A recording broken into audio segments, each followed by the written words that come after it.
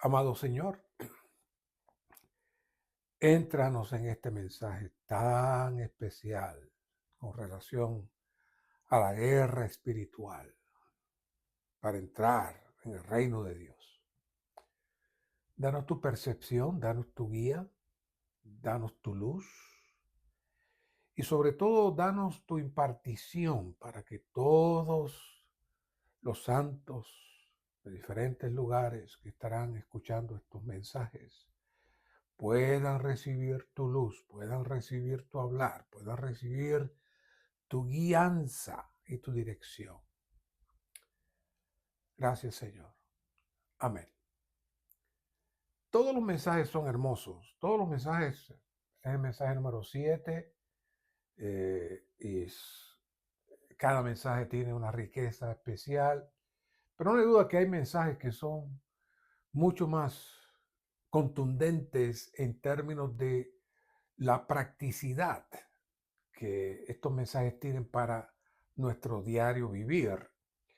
Y este mensaje 7 es uno de ellos, la guerra espiritual para introducir el reino de Dios y vivir en el reino del Hijo del amor de Dios. Aún el título está muy completo.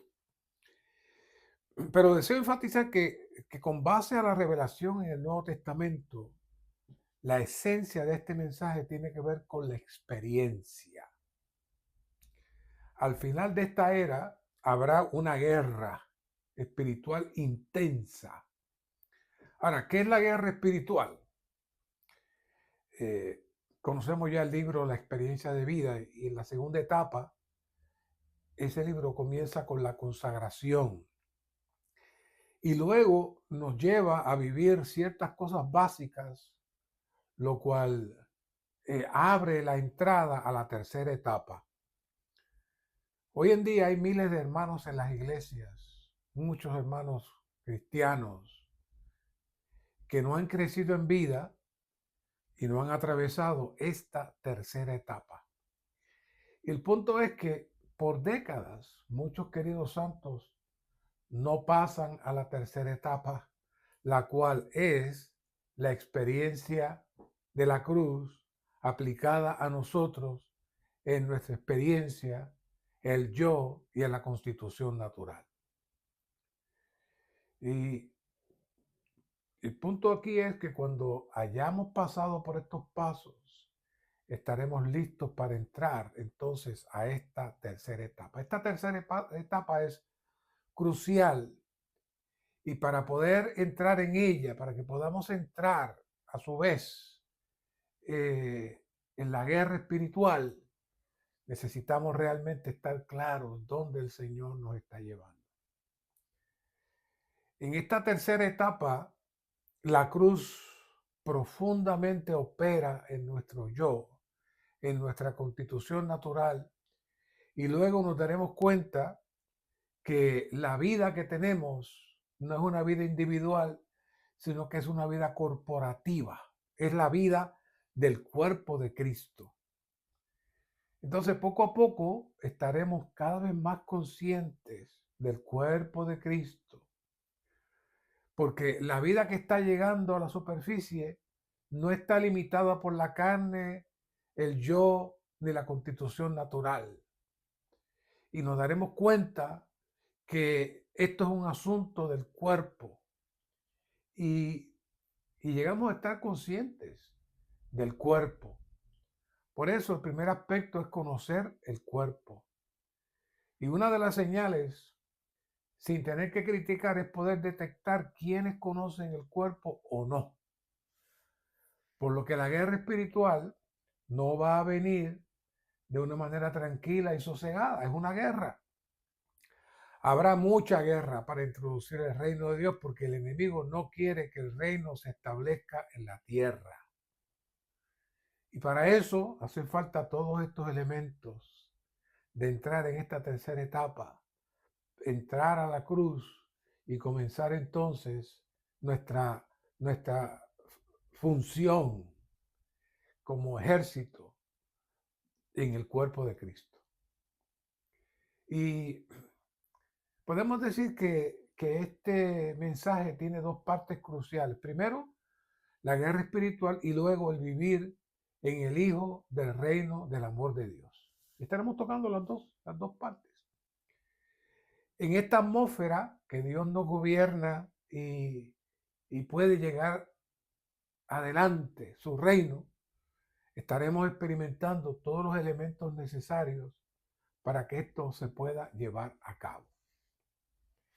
Así que iniciamos con el número romano 1 y dice, el propósito de la guerra espiritual es introducir el reino de Dios. Mateo 6:10. Dice Mateo 6:10, venga tu reino, hágase tu voluntad como en el cielo, así también en la tierra. El reino de Dios y su voluntad están constantemente en armonía. Si hemos sido renovados y transformados, nuestra meta debe ser la voluntad de Dios.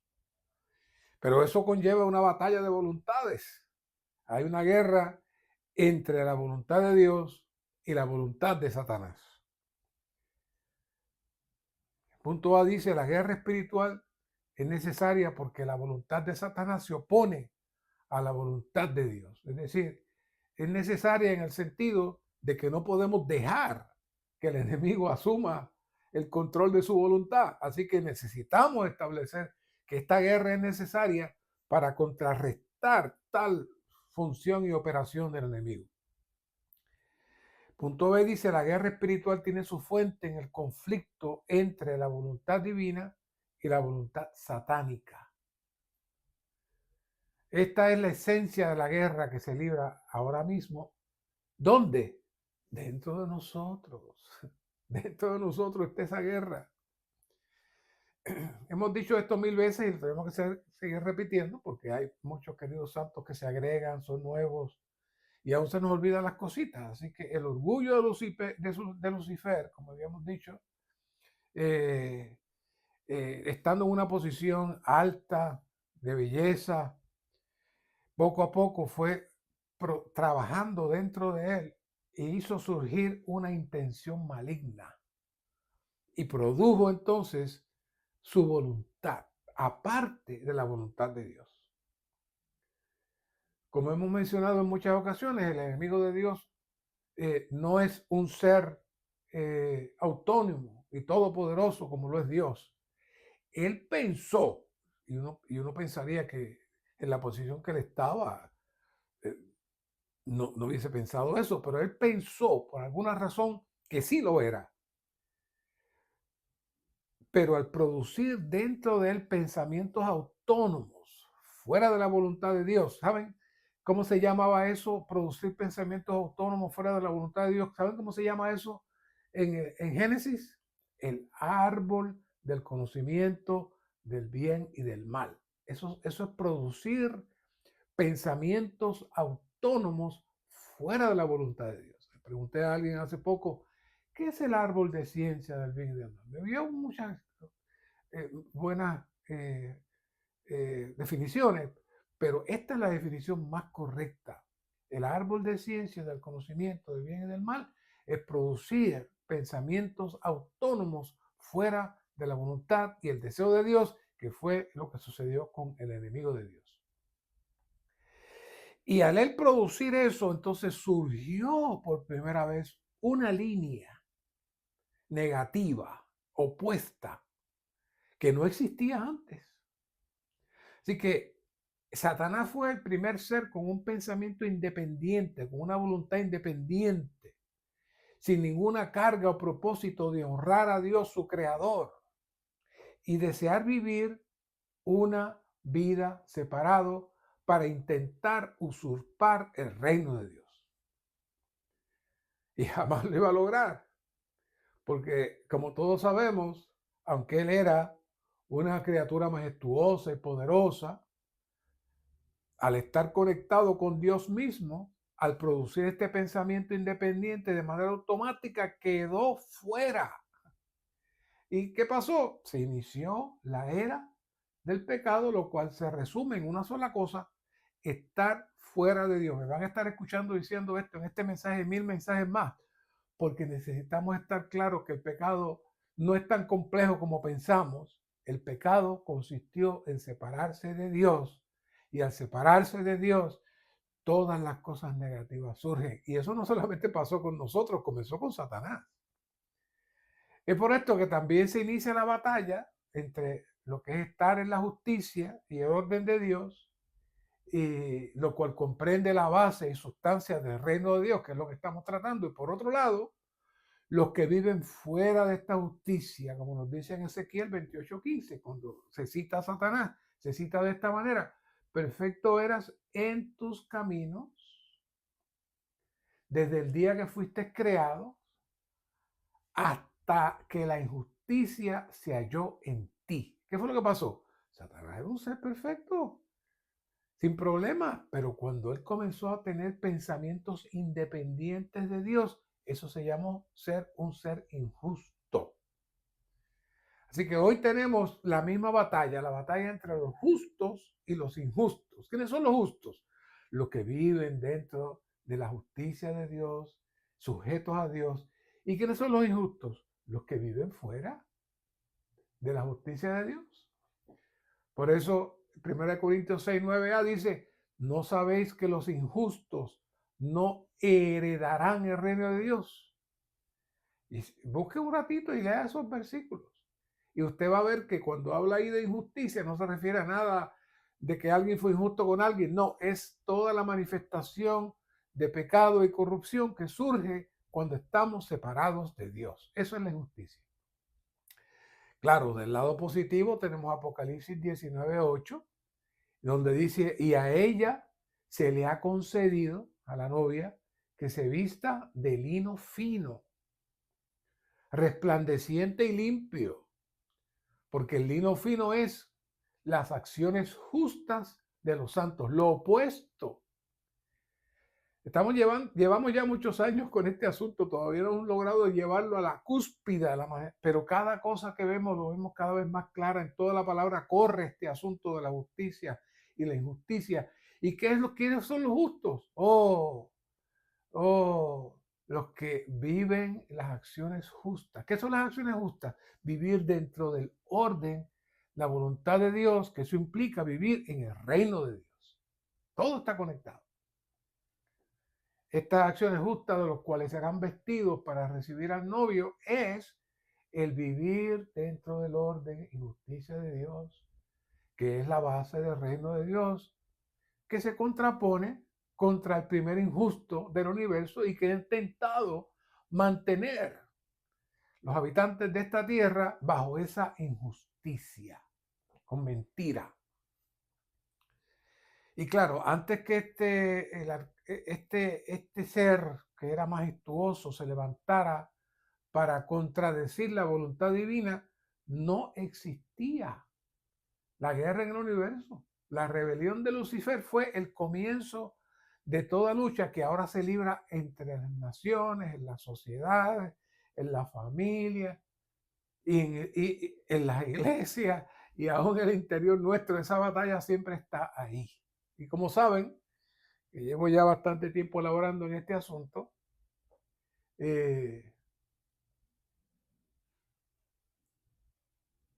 este asunto es clave para poder interpretar y ver lo que es la justicia de Dios y el orden de Dios. Pero tengo que confesar que mientras más hablo de este asunto, me doy cuenta que muchos santos lo escuchan y dicen: ah, sí, es cierto, eso es verdad. Pero necesitamos realmente profundizar en este asunto, porque de aquí comenzó todo y ha continuado todo y va a finalizar todo con este asunto entre lo que es la justicia y la injusticia, que es el tema principal precisamente de este mensaje. Este asunto subyace detrás de cada aspecto que se presenta en la palabra de Dios, porque es la carga que Dios tiene, que tiene que resolver. Y cuando tocamos este asunto de la guerra espiritual y no vamos al origen de esta guerra, entonces, que es que la criatura rebelde de Dios entra en injusticia, y entonces, si no vemos eso, entonces podemos tener muchas teorías, mucha teología, pero necesitamos darnos cuenta cuál es la base, cuál es el problema principal. Así que podríamos decir que esta guerra espiritual se libra entre los que viven en la justicia y los que viven en la injusticia. Y sabemos que el justo de los justos, el cual es Cristo, que vive en nosotros, nos hace entonces poder vivir en tal orden de justicia. Y este orden de justicia se da tanto en el mundo físico como en el mundo espiritual. Nace de nuestro espíritu para que vivamos tal vivir en este mundo físico. Hay una relación ahí. C. Dios quiere que su criatura, el hombre, lidie con su criatura caída, Satanás. Para esto, la voluntad humana debe estar firme del lado de la voluntad divina. Claro, una vez que nosotros somos regenerados, somos redimidos y regenerados, sobrepasamos la voluntad humana para venir a ser la voluntad de los Dios hombre. Porque si nos quedamos en la voluntad humana está fuera de Dios. Por eso se define la humanidad como todo aquel o aquellos que están fuera de Dios. Así que todos debemos tener una firme realización de que además de estar en el trono bajo la voluntad de Dios, fuimos creados, redimidos, regenerados, para que podamos vivir en y para la perfecta voluntad de Dios. En Primera de Pedro podemos ver que Pedro nos trae que fuimos creados para vivir en armonía con la voluntad de Dios. Y esta voluntad no puede estar, vivir en armonía con la voluntad de Dios no puede ser tibia, no puede ser sí, ahora sí, pero después no. No. Todos necesitamos estar claros que estamos en esta batalla. Y todos los que somos redimidos y regenerados debemos estar firmes al lado de la voluntad divina. Porque en el momento que entremos en dos voluntades, ya entonces estamos a favor del otro lado. Y deberíamos preguntarnos, todos los que hemos iniciado este camino, deberíamos preguntarnos, ¿estamos realmente siendo uno con la voluntad de Dios? Yo puedo decir de mi testimonio personal que en estos pasados 5 años me han ocurrido cosas que no son placenteras.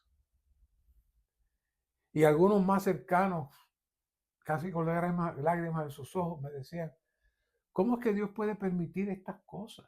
Pero siempre, profundamente, he tenido la paz, que todas las cosas están bajo la voluntad de Dios y que Dios usa todas las cosas para avanzar más y más en nosotros, siempre y cuando no ofrezcamos resistencia a sus procesos. Vamos al punto D. Como la iglesia, nuestra lucha tiene por finalidad subyugar la voluntad satánica y derrotar al enemigo de Dios. Ahora, la pregunta es, ¿cómo es posible que nosotros, seres tan finitos y tan frágiles, podamos subyugar la voluntad satánica y derrotarle? Quizás me digan algunos de ustedes, no podemos ni siquiera subyugar la voluntad de nuestros niños pequeños y mucho menos de los jóvenes. ¿Cómo podríamos subyugar la voluntad satánica y derrotarle? O sea, lo vemos como lejos, ¿ah? Pero tengo que confesar que estoy en medio de ese ejercicio, al igual que ustedes. Pero hay algunos principios que si los aplicamos, tenemos la certeza de que el Señor tendrá la victoria. Por un lado, tenemos claro que nuestras luchas individuales no están separadas de las luchas del cuerpo. Es decir, nuestra aparente lucha individual no lo es. Si soy uno con la voluntad de Dios y soy uno con todos los que portamos un mismo espíritu del cual se nos ha dado a beber, entonces nuestra fuerza no es una fuerza individual y separada, sino una fuerza corporativa. Por un lado, nuestro débil y pequeño esfuerzo individual conectado con los muchos pequeños esfuerzos individuales. ¿Saben qué va a hacer? va a ser una fuerza poderosa. Fuerza tal que, que nos va a permitir entrar en esta victoria. Hay que creer y confesar que en Dios ya Satanás está vencido en la cruz y todas las herramientas nos han sido dadas para que nosotros reclamemos tal victoria. Por eso cuando vemos estos versos podemos ver la seguridad del apóstol Pablo en cuanto a Cristo y su iglesia y sobre la victoria sobre el maligno. Pablo estaba claro en eso. Por eso vemos versos como estos. ¿Quién nos separará del amor de Cristo? Tribulación, o angustia, o persecución, o hambre, o desnudez, o peligro, o espada. Según está escrito, por tu causa somos muertos todos, todo el día. Somos contados como ovejas de matadero. Y usted dirá, ¿cómo es que somos muertos todo el día? Por un lado, él estaba en persecución física, pero por otro lado, él estaba también yendo a la cruz constantemente. Pero en el 37, antes, en todas estas cosas somos más que vencedores por medio de aquel que nos amó. Eso es Pablo. Por lo cual yo estoy persuadido de que ni la muerte, negativo, ni la vida, positivo, ni los ángeles, positivo, ni principados, negativo, ni lo presente, ni lo porvenir, ni potestades, ni lo alto, ni lo profundo, ni ninguna otra cosa creada nos podrá separar del amor de Cristo, que es en Cristo Jesús, Señor nuestro. ¿Qué está declarando Pablo? Esto ya está hecho. No se deje engañar. Esto ya está hecho. De ningún lado, nada nos va a separar del amor de Cristo, que es el que nos mantiene y nos suple para poder vencer. Todas las cosas, en todas estas cosas somos más que vencedores y ninguna cosa que haya sido creada, ni buena ni mala, nos podrá separar del amor de Cristo. Entonces, ¿cuál es el consejo básico y elemental que el apóstol nos trae de manera constante en estos capítulos? Romanos 8:6. Porque la mente puesta en la carne es muerte, pero la mente puesta en el espíritu es vida y paz. ¿Cuál es la clave? La clave siempre ha sido, es y será, es la mente. ¿Por qué? Porque es donde opera Satanás. Él opera en nuestra mente. Empezó con Eva y de ahí ha continuado. La mente es el receptor principal del espíritu del hombre para expresar a Dios. Pero cuando el hombre se sale de Dios, su espíritu es inservible y la mente toma el papel principal para gobernar al hombre. Por lo que una vez regenerado, nuestro espíritu tiene nuevamente la capacidad de contactar a Dios y vivir por Dios. Por eso es tan importante la predicación del Evangelio, porque nos lleva otra vez a que nuestro espíritu sea restaurado en todo aquel que le recibe. Claro, el bombardeo constante de los pensamientos que vienen por diferentes fuentes siempre estarán ahí, pero la clave está en 2 Corintios 10:5, llevando todo pensamiento a la obediencia a Cristo. Tenemos que entender que existe una batalla conceptual y otra de manera literal y física. Son dos niveles en nuestra vida diaria, pero por otro lado, internamente. Pero en las dos maneras necesitamos ejercitar nuestra mente para llevar esa mente cautiva a Cristo. Y entonces somos fortalecidos y levantados. Punto E dice, la guerra espiritual es la guerra entre el reino de Dios y el reino de Satanás.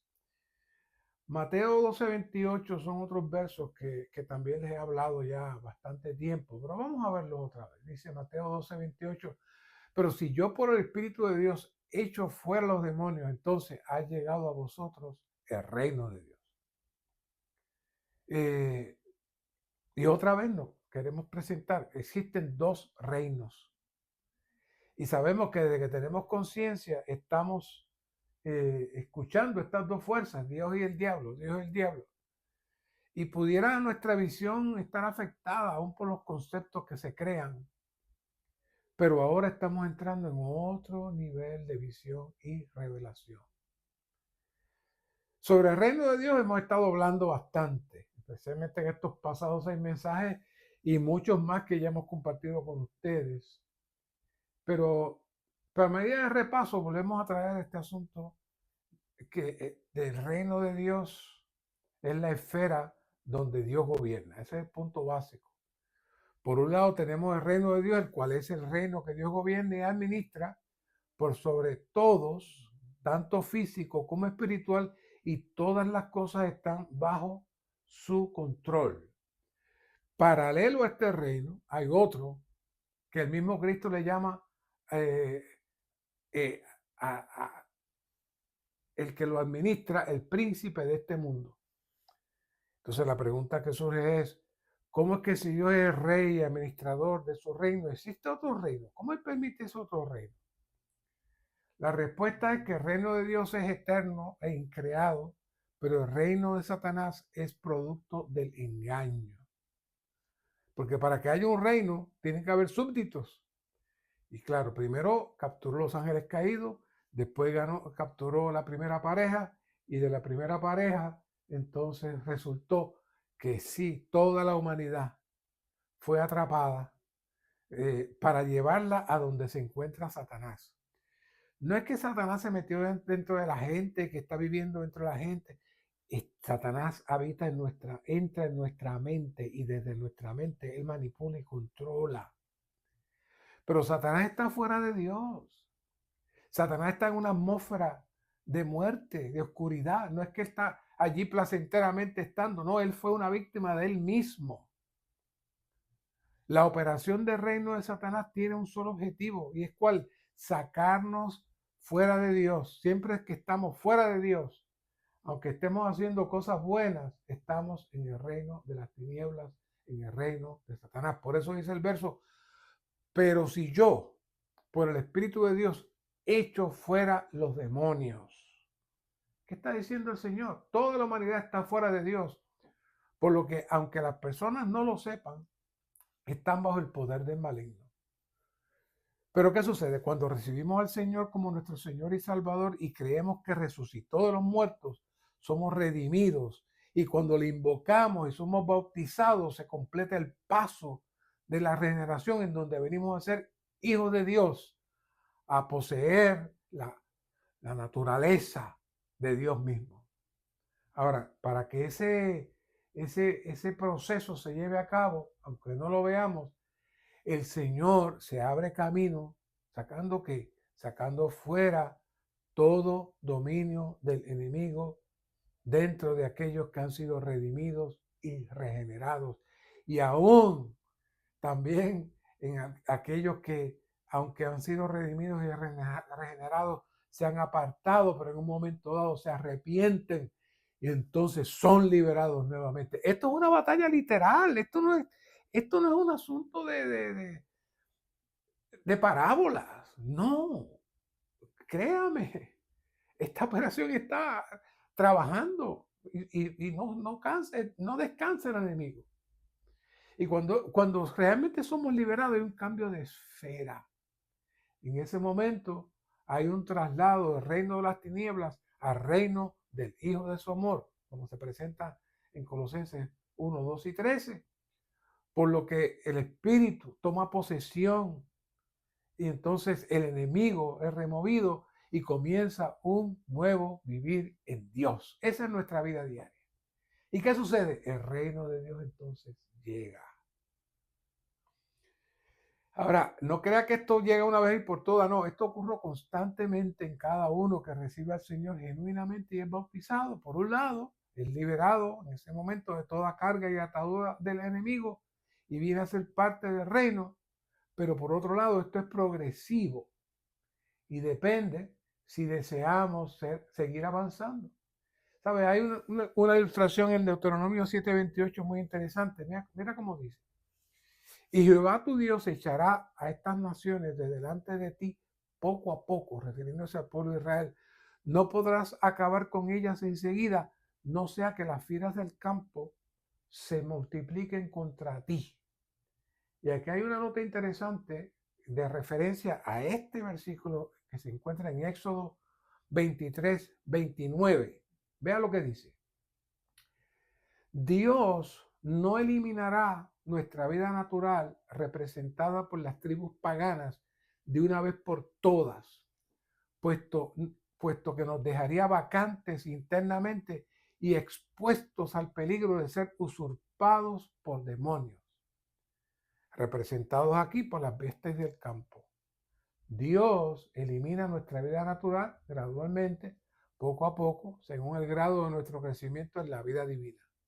Cuanto más Cristo aumenta en nosotros, más Él reemplazará nuestra vida natural. Es decir, que mientras va Él entrando, todo lo negativo va saliendo. Y estas ataduras espirituales van saliendo. Entonces esto nos lleva a los versos que están en Mateo 7, 21 y 23.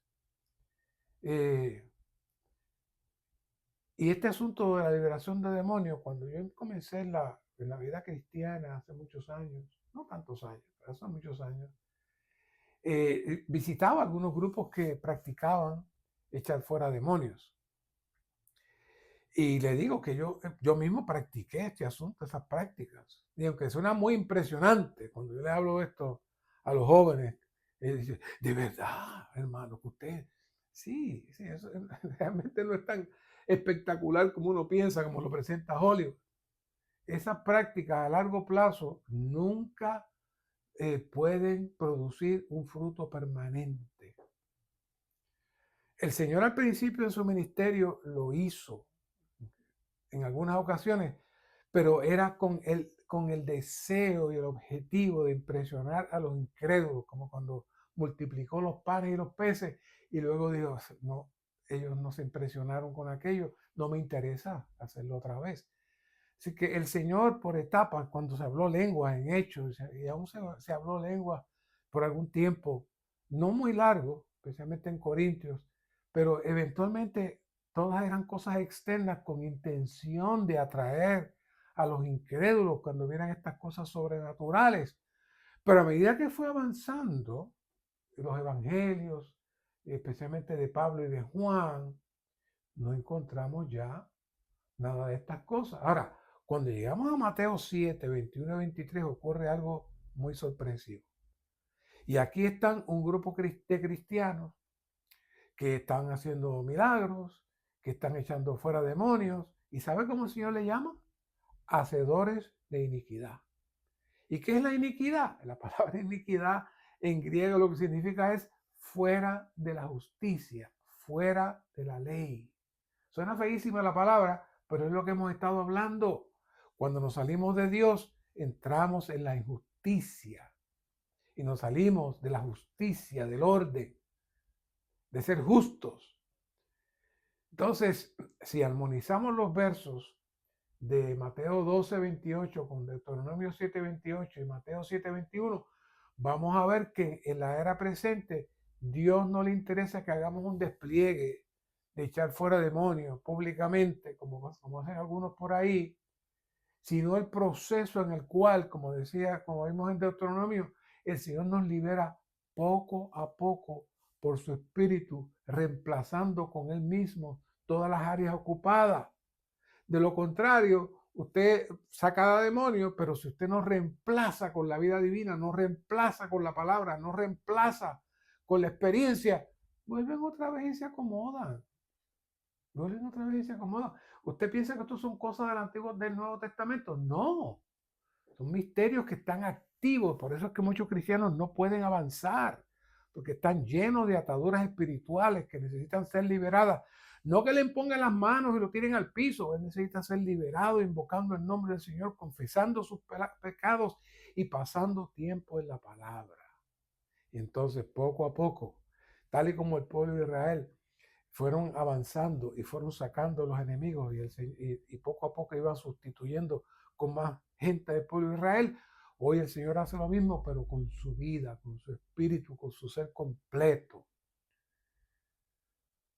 Por eso Pablo dice en 2 Corintios 10:4, porque las armas de nuestra milicia no son carnales, sino poderosas ante Dios. ¿Para qué?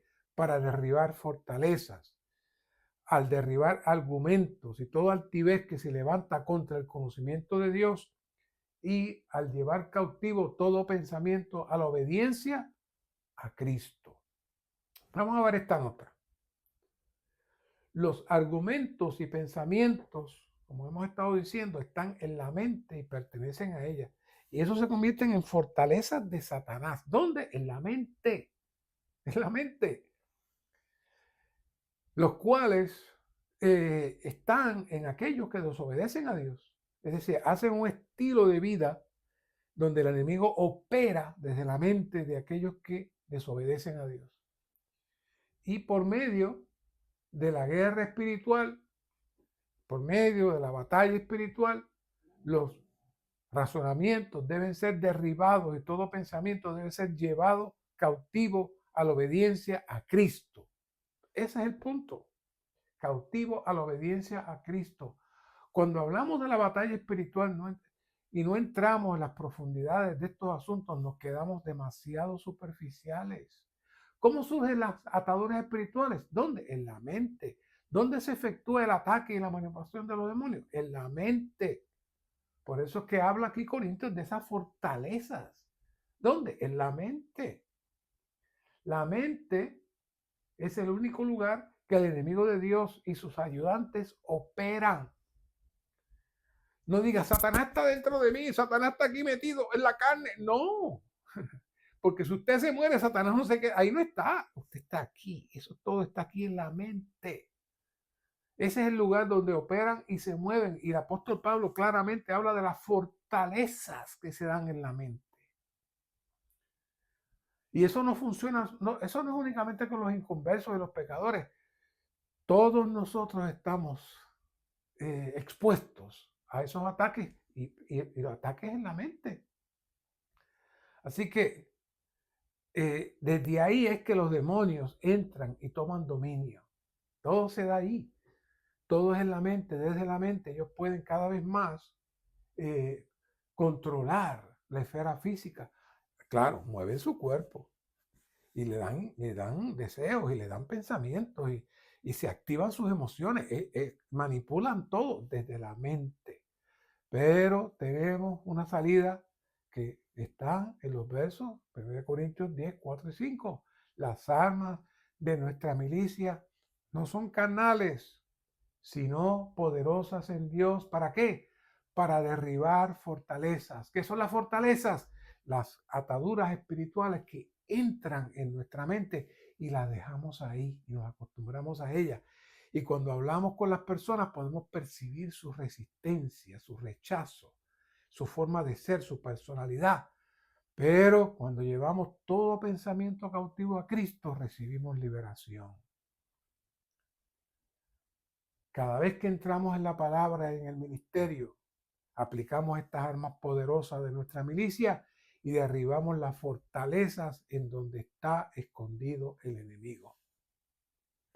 Lo triste es que a veces pasan muchos años y seguimos tocando con algunos hermanos que son muy buenos hermanos, pero sus fortalezas en la mente, ellos no las rechazan, ellos las mantienen y eso nos hace que puedan tener un vivir, que puedan impartir una palabra, que cuando hablen otros sean tocados. El enemigo está escondido, está escondido. Ese es el lugar donde él está escondido, en nuestra mente. De hecho, en nuestra área se está dando algo muy hermoso. Estamos entrando en una investigación que hicieron unos queridos hermanos que fueron a Taiwán para ver las raíces y operación de lo que ha producido el crecimiento de las iglesias en Taiwán, especialmente en Taipei, que se reúnen sobre 12,000 hermanos cada día del Señor. Y hay cientos de salones de reunión dentro de la misma iglesia, porque la iglesia no lo comprende un solo salón, pueden haber 100, como en este caso hay 114 salones de reunión en Taipei para una sola iglesia con muchos ancianos, una sola cuenta de cheque, pero es una sola iglesia. Eso no cabe en la mente de muchos cristianos. ¿Cómo han crecido? Pues no tengo la autoridad de entrar en muchos detalles, pero el principio es bien sencillo. Ocupar la mente en el Señor por lo menos 15 minutos cada día, en la palabra, en los estudios vida, cada día.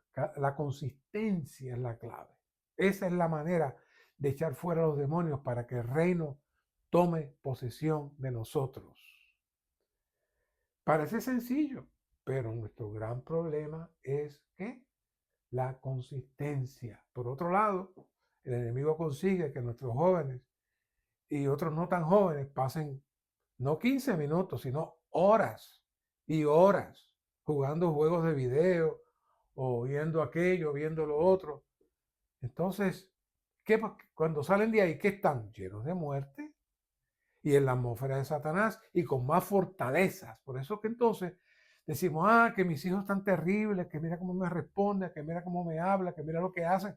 ¿Por qué? Porque sus fortalezas se están cada vez poniendo más fuertes por las mismas herramientas que le pusimos en las manos. Nosotros, los que están recién criando hijos, aprovechen estos consejos, rescaten a sus hijos de todas esas cosas. Los que ya se la dieron a los más grandes van a seguir recibiendo el impacto de esa fortaleza que se forma. Y esto es muy serio. Y lamentablemente muchos padres ven esto como su desahogo, de asunto le compran tremendos juegos de máquinas y todo, y los hijos pasan horas y horas ahí jugando. Y luego cuando esos hijos reaccionan en contra del Señor y falta de respeto hacia ellos no entienden. ¿Por qué? ¿Por qué? Porque crearon fortalezas en su mente. Dice aquí, el reino de Dios está en contra del reino de Satanás. ¿Estamos claros en eso? El reino de Dios es eterno, tanto en tiempo como en espacio. El reino de Satanás no es eterno. ¿Por qué el reino de Satanás no es eterno?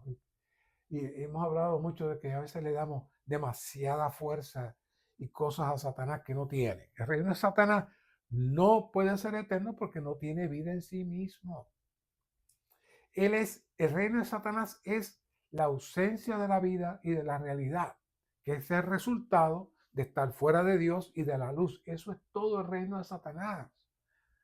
El reino de Dios tiene como su base lo contrario, tiene su base su vida, su luz, su realidad y su justicia. Pero el reino de Satanás tiene como base la muerte, la oscuridad y la mentira. Él no produce nada, él es solo la ausencia de todo. Por cuanto se salió, perdió todo y lo que hay allí es la ausencia de todos. Es el mismo principio de la oscuridad. La oscuridad no existe. La oscuridad es solamente la ausencia de la luz. Si usted quisiera reproducir la oscuridad como la luz que la puede producir, no puede. Lo único que produce la oscuridad es la ausencia de la luz. La luz tiene existencia por sí misma, pero la oscuridad no. Eso es Satanás. ¿Qué es Satanás? La ausencia de la luz, la ausencia de la vida. No le ponga más poderes que los que él tiene, porque él no los tiene. Los poderes que él tiene se los damos nosotros a él. Así que eso es lo que le llamamos el reino de Satanás. Pero no es que sea un reino de poderes, es un reino de ausencia de todo. Ahora, para ser parte del reino de Satanás, usted solamente tiene que hacer una sola cosita. Sálgase de la luz, sálgase de la realidad, sálgase de la comunión de la iglesia, sálgase de la comunión con los santos e inmediatamente entra en el reino de la oscuridad. Automáticamente. Es como cuando usted desenchufa una bombilla. El reino de Dios es legal, mientras que el reino de Satanás no es legal, pues fue establecido por medio de la rebelión contra Dios. Nuevamente, cuando decimos que el reino fue establecido, hay que explicarlo desde el principio de la ausencia de la realidad. Satanás no puede establecer nada en sí mismo. Su reino surge en una consecuencia a un factor, que fue que se salió de Dios y automáticamente entró en tinieblas y entró en muerte. Y luego, como sabemos, logra que miles de ángeles se tornen hacia él y luego a la primera pareja y luego, por ende, dado que Adán era la cabeza de la creación, todos los que nacen de él salen fuera de la luz, salen fuera de Dios. Entonces surge lo que conocemos como el reino de Satanás, en el sentido de que hay súbditos, pero en sí mismo el reino no tiene nada. Y todos los que están en ese reino son los que participan de la misma consecuencia que participó Satanás, de estar fuera de Dios, de estar fuera de la atmósfera de Dios. El reino de Dios no vendrá en forma automática. A fin de que el reino de Dios venga, es necesaria la lucha espiritual. La responsabilidad de la iglesia es continuar la obra victoriosa que Cristo ha llevado a cabo contra Satanás. El reino de Dios consiste en el ejercicio de la voluntad divina y en derribar el poder de Satanás. ¿Para qué? Para que mediante el poder de Dios todas las fortalezas sean derribadas. Vamos a esta frase. El ejercicio de la voluntad divina. Apocalipsis 4:11 dice que todas las cosas fueron creadas por la voluntad de Dios. El punto es que la voluntad de Dios es Cristo mismo, para que sea nuestra vida, nuestra persona y nuestro todo. Esa es la voluntad de Dios. Ese es el deseo de Dios. Entonces, cuando vamos a Efesios capítulo 1 y 3, la voluntad de Dios es que tener la iglesia, tener el cuerpo de Cristo. Y el capítulo 5, Pablo dice, debemos entender cuál es la voluntad de Dios. El enfoque de la perfecta voluntad de Dios es Cristo y la iglesia. Claro, después que estamos claros en esto, podemos orar y decir, Padre eterno, ¿cuál es tu perfecta voluntad para mí? Por eso, retornando otra vez a este asunto de Mateo 7, que dice, muchos vendrán y dirán, Señor, Señor, y el Señor dirá, no todo el que dice Señor entrará al reino de los cielos, sino aquel que hace la voluntad de mi Padre que está en los cielos. Y como dijimos, estos que están aquí en el capítulo 7, verso 21, todos son creyentes ante el tribunal de Cristo y que le dirán, mira todo lo que hicimos, pero Él no dice que no estaban diciendo la verdad, sí hicieron las cosas, pero Él les dijo, nunca os conocí, apartados de mí, hacedores de iniquidad, porque en esta esfera de gracia presente, Dios nos deja que hagan diferentes cosas, pero Dios nos va a preguntar al final de los tiempos, ¿cuál fue la fuente de lo que tú has hecho? ¿Saben? Hay dos lugares más que el Señor le dice lo mismo, donde usa la frase no os conocí, que es en Lucas 13:25 y en Mateo 25:12. En estos tres casos, esa expresión implica que están desautorizados para hacer lo que hicieron. Es decir, moverse fuera de Dios.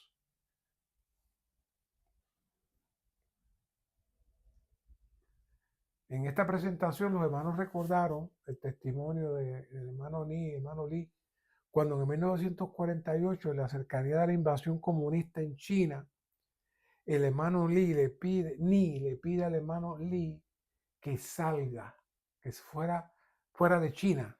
Eran dos opciones en aquel momento, Hong Kong o Taiwán. El hermano Lee escogió Taiwán. Claro, al principio el hermano Lee vio eso como una pérdida para él, al no poder participar de los sufrimientos y sacrificios que los hermanos vendrían, porque sabíamos que el comunismo estaba en contra de todo lo que es Dios. Pero el hermano Lee, en contra de su voluntad, literalmente en contra de su voluntad, llegó a Taiwán. Y él cuando llegó allí dijo, ¿qué yo hago aquí? ¿Qué yo voy a hacer aquí? Pero si quieren vayan, en los libros está todo esto relatado. Pero Dios bendijo a nuestro hermano con un mover para su recobro que aún hoy sigue dando fruto por toda la tierra. Yo fui en el 89 a Taiwán, estuve un par de semanas allí, y de todas las cosas que me impresionó fue ver a todos aquellos jóvenes con un deseo, jóvenes chinos, con un deseo de aprender idiomas para ellos salir a predicar el evangelio. Algunos se me acercaban tratando de hablar español conmigo, porque ellos querían salir. Y sí, salieron. Y fueron a Chile, y han ido a Centroamérica, y han ido a muchas partes. Han sido de mucha ayuda para el cuerpo de Cristo. ¿Por qué? Porque el hermano Lee aceptó la voluntad de Dios y Dios pudo moverse. Dios pudo moverse. Así que cuando buscamos su voluntad para nosotros, siempre debemos preguntarnos si lo que deseamos está en armonía con la voluntad de Dios para cumplir su propósito. Punto 5 dice, donde quiera que el diablo ha sido echado fuera y donde quiera que la obra del enemigo ha sido desplazada por el poder de Dios, allí está el reino de Dios. Mateo 12:28. Y claro, como mencionamos, aunque usted no haya estado consciente, todos al nacer y crecer y vivir nuestra vida humana caída, estamos bajo la atmósfera del enemigo. Sencillamente, ¿por qué? Porque estamos fuera de Dios. No porque Él haga nada, es que automáticamente todos los que estamos fuera de Dios participamos de dicha atmósfera.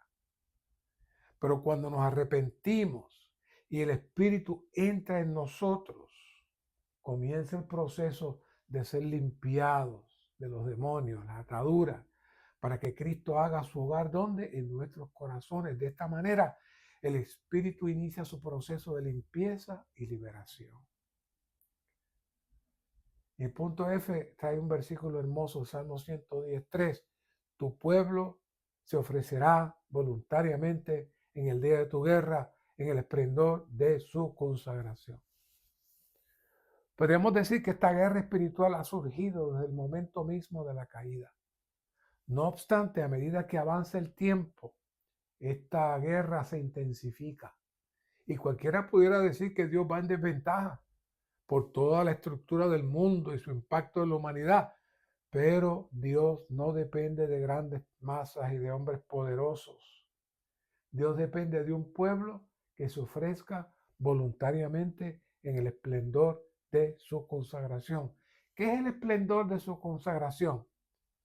En un pueblo, como vimos en el mensaje pasado, que ha sido ungido, consagrado, santificado y está sirviendo en el reino de sacerdotes en armonía con el deseo de Dios en su plan y su economía, con esos son los que Dios tiene para vencer hoy. Hoy es el día de la guerra. No piensa que es para el futuro. La de Armagedón y todo eso que viene, viene. Pero la guerra más grande la estamos librando hoy aquí. La fuerza de estos no depende de su cantidad, sino de su entrega y su consagración. ¿Y qué es la consagración? Haber permitido que el Espíritu compuesto haya entrado, sacado las ataduras, nos haya limpiado y nos siga limpiando y que nos hayamos entregado completamente a Él. Punto 1 dice, en un sentido espiritual, ahora estamos en el día de la guerra de Cristo y necesitamos ser una ofrenda de libre albedrío, es decir, de libre voluntad, una ofrenda voluntaria para Él. 2, a fin de librar la guerra espiritual para derrotar al enemigo de Dios e introducir el reino de Dios, necesitamos una consagración absoluta y cabal. Y vuelvo y les digo, las consagraciones no se hacen porque usted lo dice, ay, yo me consagro a ti. No, la consagración, según vimos ahí en Éxodo 28, es la que hace el Espíritu y que va sacando poco a poco todas las cosas del enemigo y entrando y sustituyendo a Dios cada vez más. Usted se consagra por dentro y también se puede consagrar por fuera. Esa es la consagración que está llena del esplendor que nos habla el Salmo 110:3, perdón. Número romano 2, el Padre nos ha librado de la autoridad de las tinieblas y nos ha trasladado al reino del Hijo de su amor. El tema es vivir en la realidad del reino, es el tema de este entrenamiento. Y la realidad del reino es la esencia de la esfera del Hijo de su amor. Ahora Dios nos gobierna no con poder, no con fuerza, sino con su amor. Esa es la base. Todos los que hemos sido regenerados tenemos la capacidad de percibir el reino del Hijo de su amor. Cada cosa que nos sucede, aunque no lo comprendamos, está relacionado a esta operación del Hijo de su amor. He tenido la maravillosa experiencia de haber estado en medio de hermanos con situaciones muy difíciles, situaciones que aún permanecen en la memoria de otros, pero de manera calmada y apacible, dentro de un periodo lento pero consistente, esa persona va entrando en otra esfera de disfrute y arrepentimiento. ¿Cómo se logró eso? Solo por el amor del Hijo. Lamentablemente, nosotros no tenemos tal amor, pues aunque la persona haya dado fruto de arrepentimiento, seguimos recordando sus errores y dudando de lo que Dios pudo haber hecho. Eso es terrible. Dice aquí, la autoridad de las tinieblas denota la autoridad de Satanás. Dios es luz y Satanás es tinieblas. Satanás es tinieblas porque se desconectó, pero Dios es luz porque Él la genera y la produce.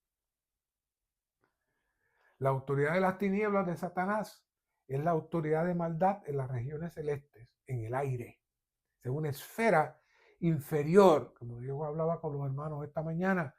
El aire es una esfera inferior en el cual Satanás tiene autoridad sobre el mundo físico. Y no se olvide, nuestra mente, voluntad y emoción, aunque usted siente que está dentro de usted, es parte del mundo físico por el cual el enemigo tiene acceso. Y esta mañana hablábamos, en unos mensajes que ya hablamos sobre las puertas del Hades. Todas esas áreas se convierten en puertas para que el enemigo entre cuando nosotros las abrimos. No es que él puede entrar porque le da la gana, nosotros las abrimos. 2. La autoridad de maldad, de rebelión en las regiones celestes es el reino de Satanás. Suena grande el reino de Satanás, pero el reino de Satanás no es otra cosa que la ausencia de Dios y los que están fuera de Dios. La autoridad de maldad, de rebelión en las regiones celestes es el reino de Satanás, la autoridad de las tinieblas. Ser liberado de la autoridad de las tinieblas es ser librado del diablo, quien tiene imperio de la muerte. ¿Cómo nos libramos del diablo? Entrando en Cristo, permaneciendo en Él, poniendo nuestra mente en el Espíritu y ya se desconecta. Nosotros nos desconectamos entonces al revés. Antes estábamos conectados a Dios y nos desconectamos. Ahora estamos al revés. Ahora nos desconectamos de toda la tiniebla y entramos otra vez a la luz. ¿No es maravilloso? Hemos sido librados del diablo por la muerte de Cristo y por la vida de Cristo en resurrección, que se convierte entonces en la realidad, en la vida, en la luz, dentro de nosotros. Recordando algunos mensajitos anteriores para refrescarle la memoria, les hemos traído que el gran pecado del universo es uno solo, que es habernos salido de la esfera de la gloria y del reino de Dios, como dice Romanos 3:23, porque todos han pecado y carecen de la gloria de Dios. Aquí está descrito todo el problema. ¿Cuándo fue que pecamos? ¿Ah? ¿Cuándo salimos de la atmósfera de Dios? En el momento que nosotros empezamos a movernos en nuestra mente y en nuestros pensamientos, nos salimos de la atmósfera de Dios, comenzando con Adán y su esposa, y luego todos los que nacen, nacimos fuera de la atmósfera de Dios. Y nos sacó de la gloria de Dios. ¿Qué es la gloria? La gloria es Dios mismo en su esencia y vida. Y por eso es que la meta de Dios, ¿saben qué es? Es que seamos glorificados, es decir, que regresemos de donde salimos. Y cuando hablamos de la autoridad de las tinieblas, debemos estar claros que el enemigo tiene autoridad cuando nos salimos de nuestro espíritu, cuando nos salimos de la esfera de la gloria de Dios y permanecemos entonces en nuestra alma y actuamos fuera de Dios. Nuestra alma está ahí en bandeja de plata para que Satanás la trabaje si nosotros nos salimos de la esfera de Dios. Eso automáticamente nos saca de la atmósfera de Dios y se repite una y otra vez tanto el pecado de Satanás como el de Adán, que es cuál, estar fuera de Dios, lo que hace que nos comportemos en nuestro ser natural llevándonos a pecar. Pero por otro lado, primera de Juan 13a dice, todo aquel que permanece en él no peca. ¿Y cómo es que es tan fácil este asunto? Si no hemos dicho que el pecado está metido en la carne, que no podemos sacarlo, que no sabemos qué vamos a hacer con él. No, hombre, no. Todo aquel que permanece en él no peca. Satanás se neutraliza. Mantenga su mente en el Señor. Disfrute al Señor. Manténgase en él. Y va a ver que verá el fluir de la vida divina en usted. Juan 14:20 nos dice, en aquel día vosotros conoceréis que yo estoy en mi Padre y vosotros en mí y yo en vosotros. 5:4, Juan 5:4, permanecer en mí y yo en vosotros. Como el pámpano no puede llevar fruto por sí mismo, si no permanece en la vid, así tampoco vosotros, si no permanecéis en mí. ¿Cuál es la palabra? Permanecer, permanecer, permanecer. Más adelante lo volvemos a traer este asunto de permanecer. El Padre nos ha trasladado al reino del Hijo de su amor. Este traslado es ese traslado de la potestad de las tinieblas al reino del Hijo de su amor en nuestra atmósfera. Esa es nuestra herencia como hijos de luz. El reino del Hijo del amor de Dios es la autoridad de Cristo. El Hijo de Dios es la corporificación y expresión de la vida divina. Por tanto, el reino es del Hijo como una esfera de vida. Y ahí es donde pertenecemos. Ser trasladado al reino del Hijo del amor del Padre es ser trasladados al Hijo, quien es vida para nosotros. Hemos sido trasladados no solamente a una esfera, sino a una persona. Porque Cristo es el reino de Dios. Cristo es el reino de Dios. El Hijo como resurrección ahora es el Espíritu edificante y Él nos rige en su vida de resurrección con su amor. Ahora mismo Él nos gobierna en su vida de resurrección como con su amor. Todos los santos debemos tener la comprensión de que todos estamos bajo este gobierno maravilloso. Cuando vivimos por el Hijo, como nuestra vida es resurrección, vivimos en su reino, disfrutándolo a Él en el amor del Padre. Juan 6:57. Este traslado tiene que ser considerado por nosotros una y otra vez. Esto no es una alegoría, esto no es un poema, no, esto es una enseñanza, no, esto es una realidad espiritual para ser vivida y experimentada en nuestra vida. ¿Cuándo? Todos los días. ¿Por qué? Porque en medio del caos y la montaña de escombros de todos los que viven en la mentira y la fantasía del cosmos, existimos unos que estamos viviendo, disfrutando y experimentando la experiencia diaria del reino del Hijo de su amor. ¿Es maravilloso? El hecho de que hayamos sido trasladados al reino del Hijo del amor de Dios indica que esta esfera de vida es en amor y no en temor. Cuando entramos en primera de Juan 4, 12 al 16, como les dije, les iba a traer otra vez esto, encontramos nuevamente la palabra ¿qué? La palabra permanecer. ¿Saben cuántas veces? 5 ocasiones diferentes. En estos versos nos presenta una unión orgánica entre nosotros y el Dios triuno, el cual ha llegado a nosotros por el Espíritu. Esa unión que se produce en nosotros es lo que en el versículo 18 se le llama un perfecto amor. Hay muchos amores, pero este amor es perfecto. Este perfecto amor, ¿qué hace? Nos santifica, nos separa y nos mantiene en él, liberándonos de todo temor para el día del juicio. ¿Y cómo sabemos que tenemos este perfecto amor? Porque no tenemos temor. Este perfecto amor es la aplicación de la misericordia y la soberanía de Dios sobre nuestra vida en todas las cosas, la cual nos da la paz de su presencia. ¿Saben? He conocido más de un hermano que habla como el apóstol Pablo. Yo quisiera irme ya, pero no me voy por causa de los hermanos. Hay una querida hermana que me decía así. No tenía temor. Su conciencia estaba tranquila. El reino en el cual nos encontramos hoy en día es una esfera llena de vida, luz y amor. El Hijo como objeto del amor divino llega a ser para nosotros la corporificación de la vida divina en el amor divino con la autoridad de la resurrección. Este es el reino del Hijo del amor de Dios.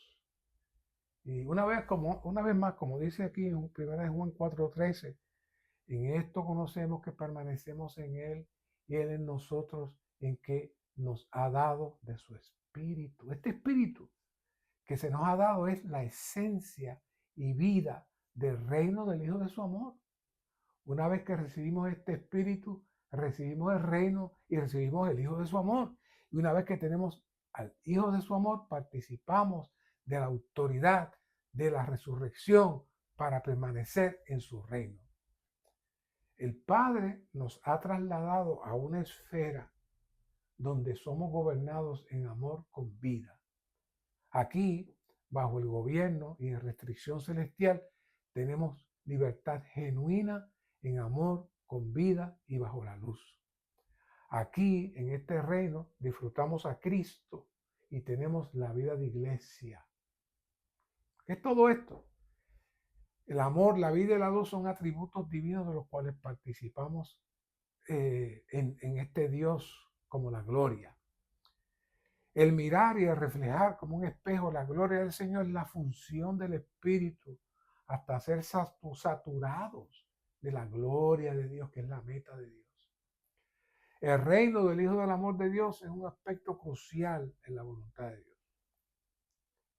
Explicamos, por una parte tenemos el Hijo del amor de Dios y está relacionado con la voluntad de Dios.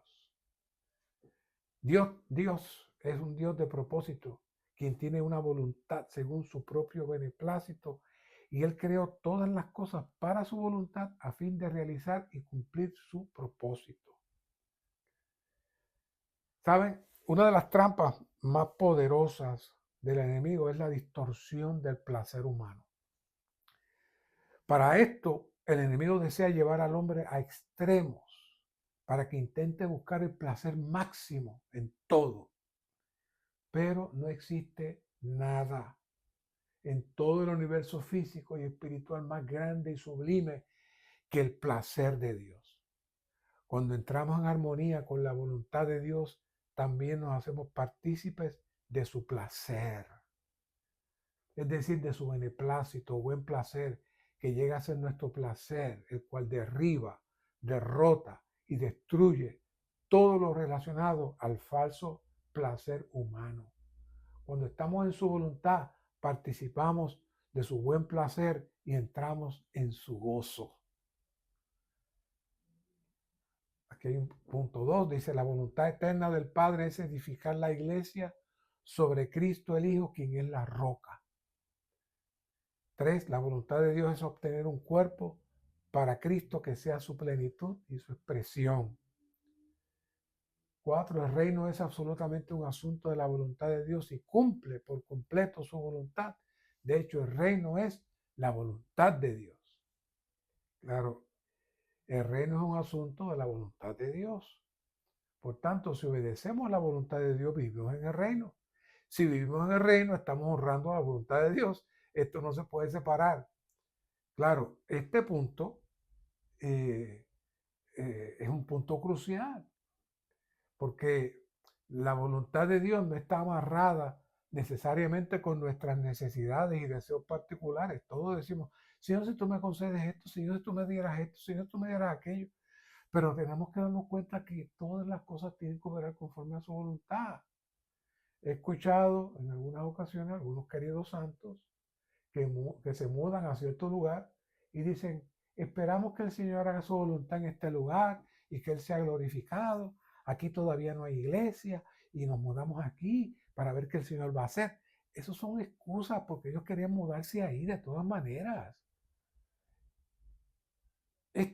Fue para tratar de justificar su mudanza, pero al cabo de un tiempo vemos que se mudan otra vez porque no les fue bien en ese lugar. Entonces, ¿de quién era la voluntad de haberse mudado de ese lugar?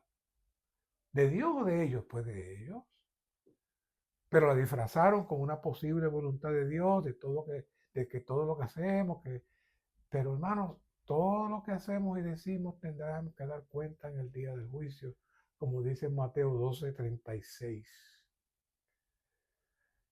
Por ser el pueblo del reino, punto 5, quienes vivimos en el reino del Hijo del amor de Dios, estamos aquí en la tierra para hacer la voluntad de Dios.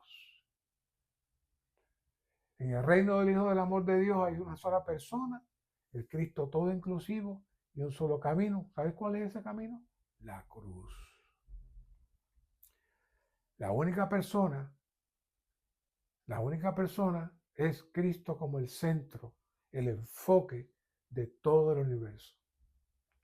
La intención de Dios no es darnos muchos ítems, Él tiene la intención de darnos una persona, el Cristo todo inclusivo.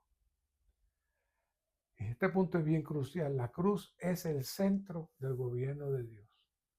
Vamos a leer estos puntos. Punto 3a. Por medio de la cruz, Dios le puso fin a todo lo negativo en el universo. B. Dios gobierna todo por medio de la cruz y le da fin a todo por medio de la cruz. Este punto, de verdad, no tiene manera que pueda explicarse en detalle en lo que queda de este mensaje. Es demasiado profundo. Pero vamos a intentar traer algunos puntitos. Ya habíamos dicho que Dios gobierna por medio de su amor, pero aquí dice que Dios nos gobierna por medio de la cruz. Esto es, una vez que entramos en la esfera del amor de Dios, entonces estamos listos para ser puestos en la cruz, para que la muerte abra paso a la vida de Dios y pueda gobernar en nosotros. Dios tiene la cruz como el medio para que podamos entrar en su esfera. El problema del hombre es que nació en la vieja creación. En Cristo fuimos salvos y regenerados, pero aún se requiere que la cruz siga trabajando en nosotros hasta que todo lo viejo desaparezca y Cristo sea todo en todos. La realidad es que durante toda nuestra vida Dios desea ganarnos, pero Él no lo hace de manera impositiva. Él espera por nosotros para que voluntariamente nos sujetemos a su deseo. Esto produce que nuestro viejo hombre sea anulado y sin efecto para que el nuevo hombre sea manifestado y armonice con la voluntad de Dios. Punto E, en el reino del Hijo del amor de Dios, Cristo tiene en primer lugar la preeminencia en todo. Punto 1, en la vieja creación, así como en la nueva creación, en el universo, así como en la iglesia, Cristo es el primero y ocupa el primer lugar de preeminencia. Si vemos la visión de la preeminencia de Cristo, nuestra vida cristiana y nuestra vida de iglesia serán revolucionadas, pues comprenderemos que en todas las cosas Cristo quiere ser el primero.